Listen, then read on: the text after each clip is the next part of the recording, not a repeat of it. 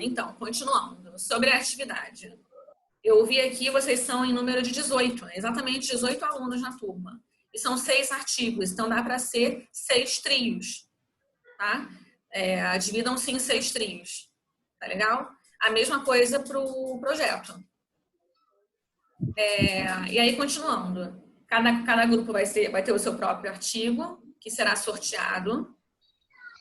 Nossa, vocês são rápidos. Os artigos estão no portal, vocês vão acessar lá assim que eu terminar a aula, eu vou lá disponibilizar para vocês. E aí vocês vão produzir o PowerPoint com base nesses itens que eu falei para vocês agora.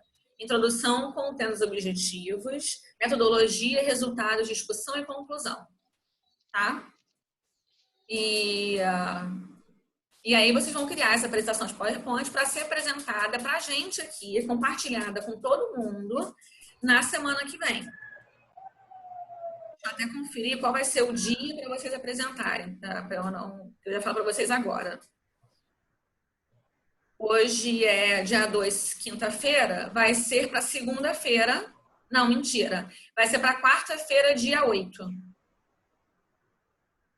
Quarta-feira, dia 8. Tá legal?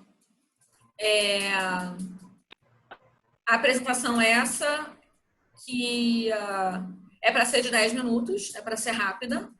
10, não 20, para não ter confusão de novo. 10 minutinhos para cada grupo. Tá?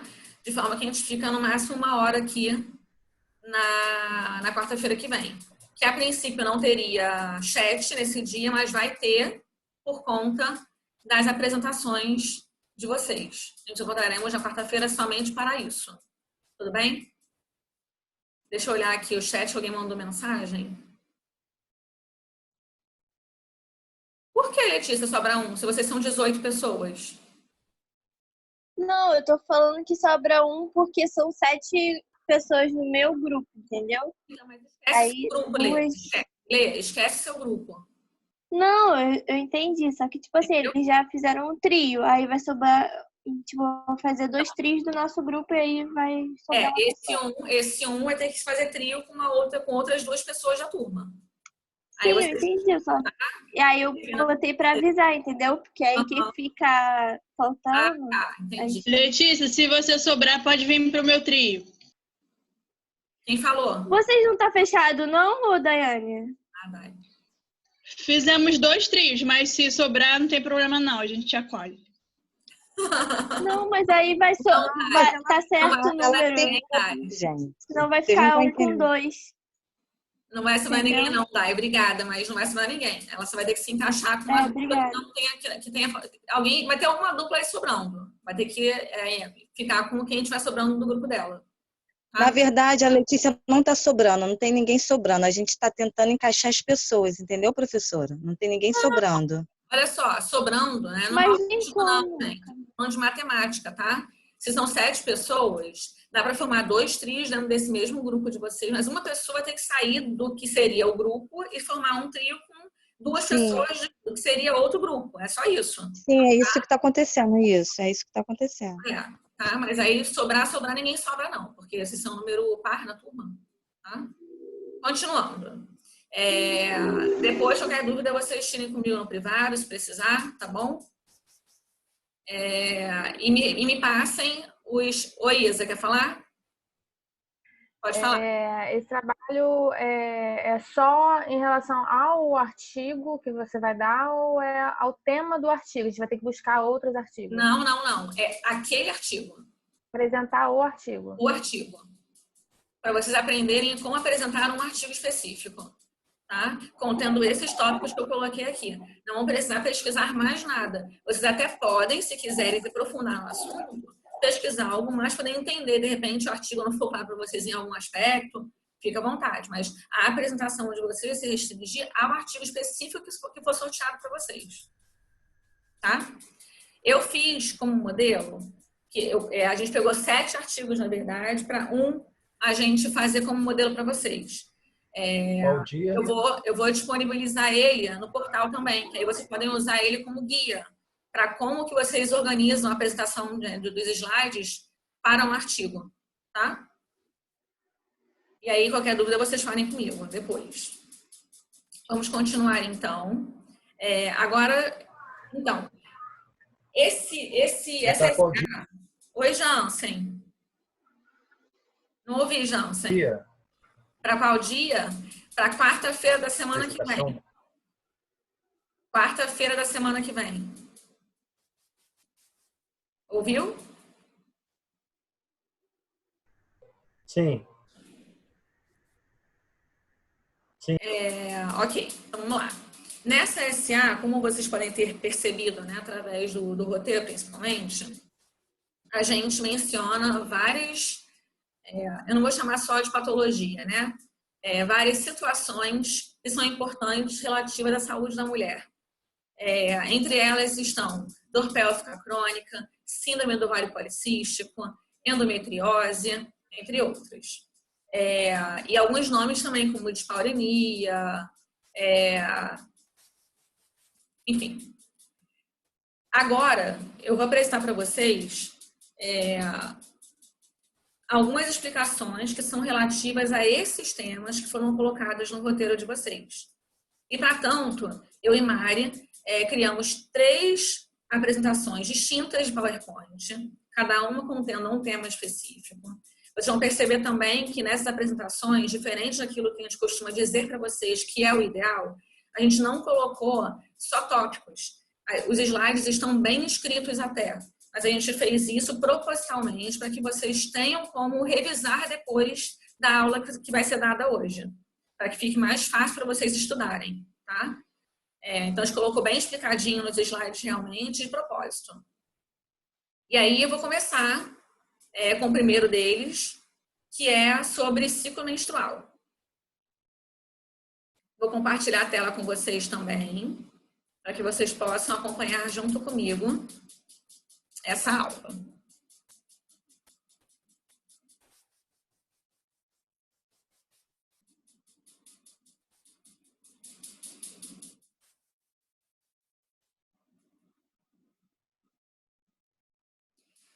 Tá todo mundo vendo? Sim? Tudo ok? Sim.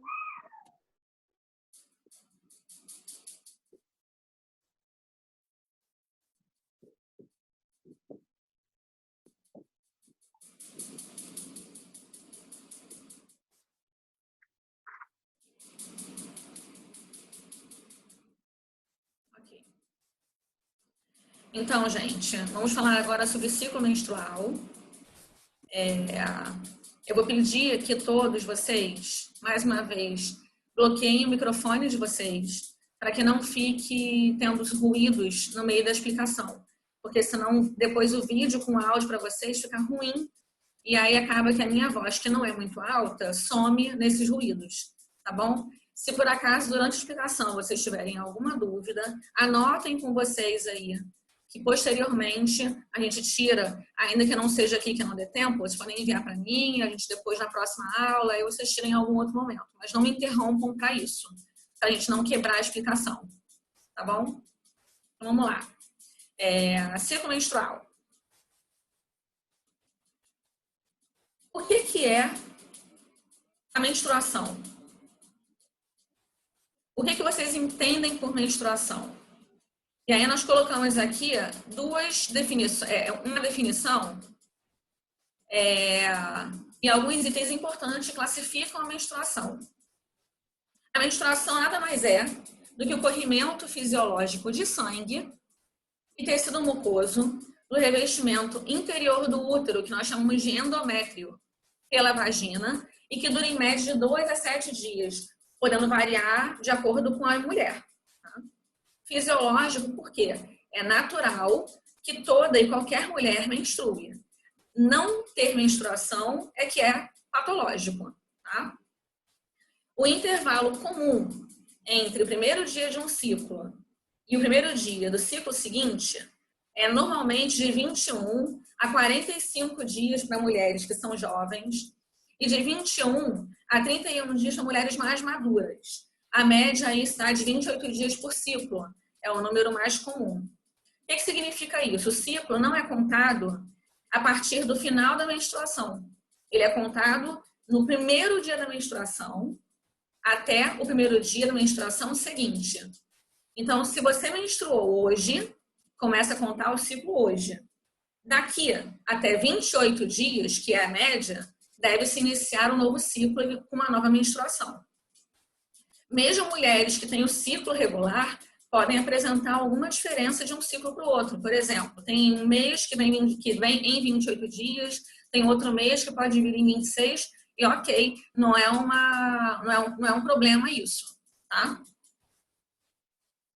E aí, temos algumas nomenclaturas importantes que têm relação com a menstruação. A primeira delas é a menarca, que, como vocês viram, no final do ciclo 1, é o nome que a gente dá à primeira menstruação. O normal é que a menarca ocorra, geralmente, entre os 12 e 15 anos de idade, podendo, em alguns casos, acontecer mais cedo, e ainda assim ser considerado normal. Quando acontece muito cedo, é que precisa-se de investigação para entender o que pode estar havendo com essa menina. A menarca tardia é quando a primeira menstruação acontece só após aos 14 anos de idade.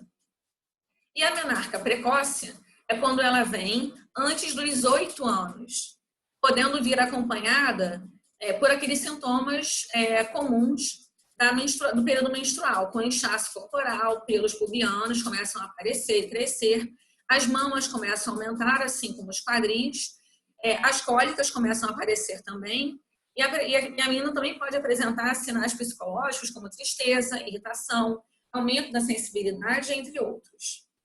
80% dos casos de menarca precoce não apresentam uma causa definida, mas algumas possíveis causas compreendem obesidade infantil, lesão no sistema nervoso central, como meningite, por exemplo, lesões ovarianas, tumores da suprarrenal, produtores de estrogênio e hipotireoidismo primário grave. São condições que podem antecipar a menarca dessa criança. Tratamento para menarca precoce. Quando a primeira menstruação vem cedo demais, ela é causada por alguma patologia. E for causada por alguma patologia, que pode não ser, né? Pode ser só cedo demais mesmo, tudo bem. Mas se estiver associada a alguma patologia, então ela deve ser tratada. O quê? A menstruação? Não. Tem que tratar essa patologia, tá? Para que a menstruação possa desaparecer. Em alguns casos, os médicos, nesse caso, como se trata de uma criança, o pediatra, que se for necessário, para qualquer um dos casos de menarca precoce, vai indicar qual é o melhor medicamento, qual é a melhor conduta para aquela criança. E aí, eles interrompem a menstruação e interrompem mais para frente o medicamento para que a menstruação possa vir quando o tratamento foi interrompido. Tá? E aí entramos nas fases do ciclo menstrual. Nós temos 3 fases. Fase proliferativa, ou estrogênica, ou folicular, em que ocorre o aumento da produção do hormônio folículo estimulante e da liberação do estrogênio. A segunda fase é a fase ovulatória, em que ocorre o aumento da produção do hormônio luteinizante. E a terceira fase é a fase secretora, ou progesterônica, ou lútea, em que ocorre aumento da produção de progesterona e estrogênio, seguida da diminuição dos mesmos. Como acontece esse processo? A fase proliferativa, que é a primeira fase, ela começa a acontecer no primeiro dia do ciclo menstrual. A menstruação veio, iniciou-se a fase proliferativa. Nela, acontece o aumento da produção do hormônio folículo estimulante e aumento da liberação do estrogênio. Por quê? O aumento desses hormônios vai fazer, primeiro, com que o endométrio se prepare para uma possível gravidez. E, ao mesmo tempo que isso acontece, os ovários se preparam para liberar o óvulo, ele vai ser selecionado. O óvulo mais maduro vai ser selecionado, numa seleção hormonal, e vai ser liberado para ir para o útero. Nessa fase, é isso que acontece. Entramos em seguida na fase ovulatória. Essa primeira fase pode durar uns 12 dias, mais ou menos.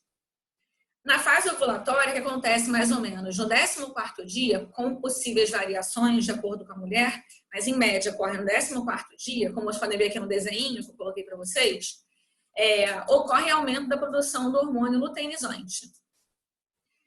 E o estrogênio continua sendo liberado também em altas proporções. Para quê? Para que o útero continue sendo preparado para essa possível gravidez, o endométrio continua sendo preparado para isso. E nesse momento, o óvulo sai, é liberado do ovário e caminha pelas trompas para ir lá para o útero. Para isso, existe a liberação do hormônio luteinizante e continua sendo produzido e liberado também o estrogênio. Nessa fase, ocorre, então, a ovulação. Se por acaso não acontecer a fecundação, acontece a menstruação.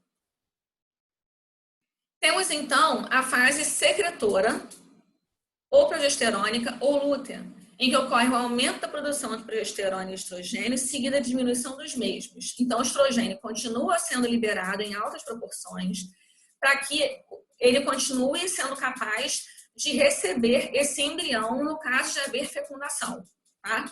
Se não houver fecundação, o folículo que fica lá nos ovários, ele vai diminuindo e vai deixando de produzir, de liberar os hormônios. E assim o útero também diminui de tamanho e a menstruação desce. Se houver fecundação, aí começa a produção de um outro hormônio que vai ajudar no desenvolvimento do bebê, que é o HCG, que vocês já ouviram falar por conta do teste, beta-HCG, tá bom? E aí estão os diagramas que eu coloquei para vocês, né, os desenhos que explicam com mais fica mais fácil de vocês perceberem. Aqui no lado esquerdo tem o útero e os ovários com o processo de liberação do óvulo e as fases distintas. E aqui no lado direito eu coloquei a fase folicular, fase ovulatória e a fase lútea. Tá? Então, na fase folicular, só como resumo, é o início da menstruação, dura de 12 a 14 dias. Nela é comum acontecer fraqueza e cólica. Tá? Na fase ovulatória, com o aumento do ânimo e da libido, nessa fase ocorre a liberação do óvulo e ela é classificada como um período mais fértil. É claro que ela não ocorre em um dia só, mas o dia da ovulação acontece mais ou menos no 14º dia. A fase lútea é a fase em que a progesterona está em alta, ela dura em média 14 dias, são os últimos 14 dias do ciclo, tá? E é a hora em que os sintomas da TPM começam a aparecer. E aí nós temos as alterações funcionais do ciclo menstrual. Temos algumas alterações, das quais eu acho que vocês já ouviram falar da grande maioria: TPM, amenorreia, dismenorreia, climatério e menopausa. Tensão pré-menstrual. O que é TPM? Eu acho que as meninas conhecem bem esse termo e os homens também. São sintomas cíclicos que ocorrem desde a ovulação e cessam durante o início ou após a menstruação, seguidos por um período de tempo inteiramente livre de sintomas. Há algumas mulheres que relatam a permanência desses sintomas durante todo o período menstrual. Embora a nomenclatura seja tensão pré-menstrual, algumas mulheres iniciam esses sintomas antes de menstruar e permanecem com eles até o final da menstruação. Mas quando a menstruação cessa, é normal que todos esses sintomas desapareçam. Quando eles não desaparecem, existe alguma coisa errada aí. Tá? Quais são esses sintomas? Existem vários sintomas, mas os mais comuns são distensão abdominal, sensibilidade e edema nas mamas, retenção de líquidos, fadiga e indisposição, constipação, acne, amplas associações do estado de humor, ansiedade e irritabilidade, distúrbios emocionais e dor pélvica e cefaleias. Essas duas últimas aí são bastante comuns e talvez sejam os sintomas mais relatados na grande maioria das mulheres. sobre o tratamento fisioterapêutico para a TPM. Ele tem como principal objetivo diminuir os sintomas e promover o bem-estar para essas mulheres. Entre as técnicas realizadas, a gente pode citar o TENS para analgesia, a massoterapia para diminuir a tensão muscular mesmo, a drenagem linfática manual, porque há retenção de líquido, então é bom para a mulher a drenagem linfática, e técnicas de relaxamento para diminuir a ansiedade, a irritabilidade, que são muito presentes nesse momento. Deve-se ainda orientar a paciente à prática regular de atividades físicas que sejam prazerosas e exercícios aeróbicos, como caminhada, ciclismo ou natação, que aumentam a liberação de dopamina e endorfina, promovendo o bem-estar e diminuindo os sintomas da TPM. Dismenorreia. A dismenorreia é caracterizada por quadros de dor pélvica cíclica que ocorrem durante o período menstrual, de intensidade maior e que exige analgesia.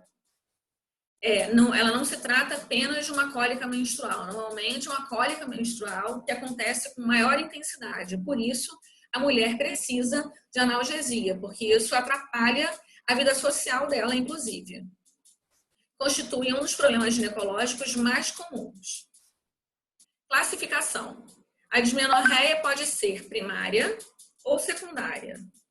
A primária é aquela dor pélvica que ocorre na menstruação sem uma causa orgânica específica. Em geral, ela se manifesta nas jovens logo após o início da menstruação, quando os ciclos ovulatórios se instalam. A secundária é uma dor pélvica na menstruação que está associada a alguma outra patologia. Em geral, ela se manifesta na faixa dos 25 aos 40, 35, 40 anos. As causas mais comuns são a endometriose, a adenomiose, os miomas, a doença inflamatória pélvica, os pólipos e o dispositivo intrauterino.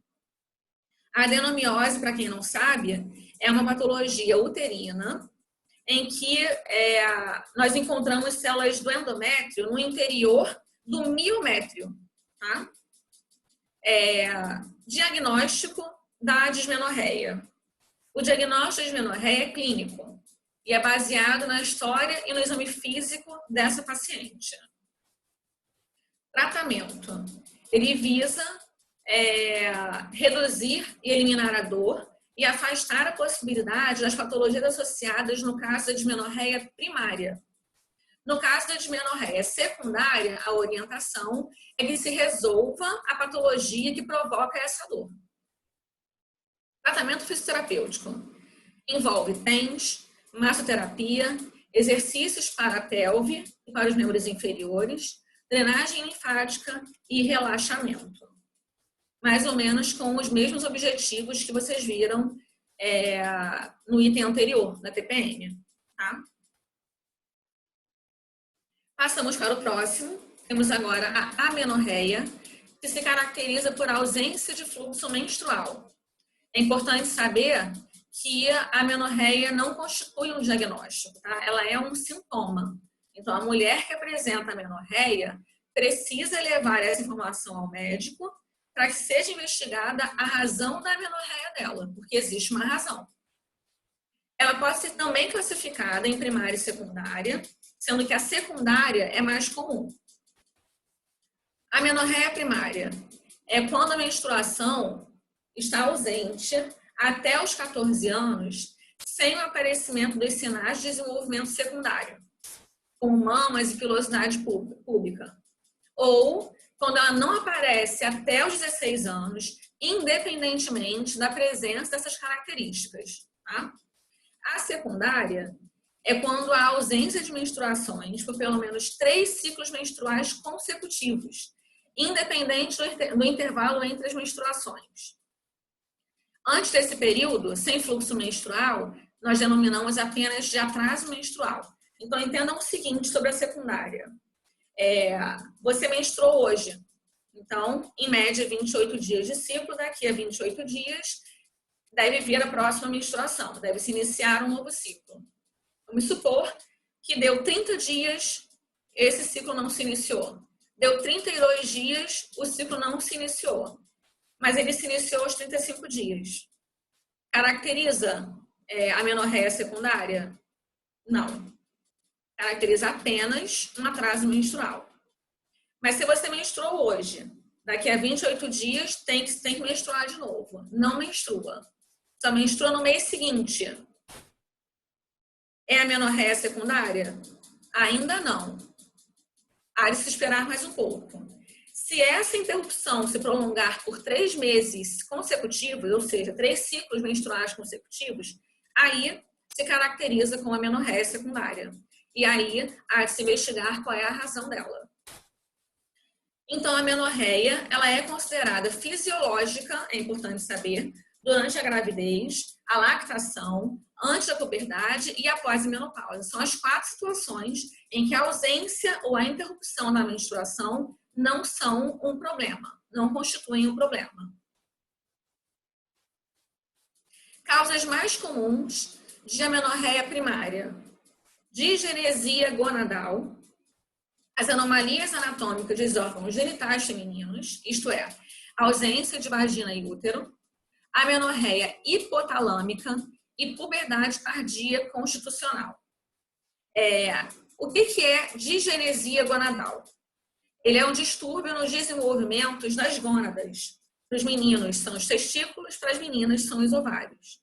Então, quando acontece essa anomalia, pode acontecer a amenorreia primária. Secundária: síndrome dos ovários policísticos e hiperprolactinemia, que é o aumento do nível de prolactina circulante e caracteriza uma das principais causas de infertilidade na mulher. Diagnóstico e tratamento da amenorreia. Como a amenorreia é um sintoma, como eu disse anteriormente para vocês, e pode vir por conta de uma série de outras doenças, nós precisamos entender que o tratamento vai depender do diagnóstico correto dessa amenorreia. E esse diagnóstico, além do tratamento, deve ser realizado pelo ginecologista especializado, né? O médico especializado. O ginecologista, quando for uma mulher mais velha, pediatra, se for uma adolescente, mas dificilmente vai acontecer secundário numa adolescente, né? Na verdade, pode acontecer da menstruação retardar muito, mas a amenorreia secundária talvez não. O tratamento pode ser curativo ou apenas paliativo e sintomático. Pode ainda ser clínico ou cirúrgico. E aí, chegamos no climatério e na menopausa. E o que é climatério?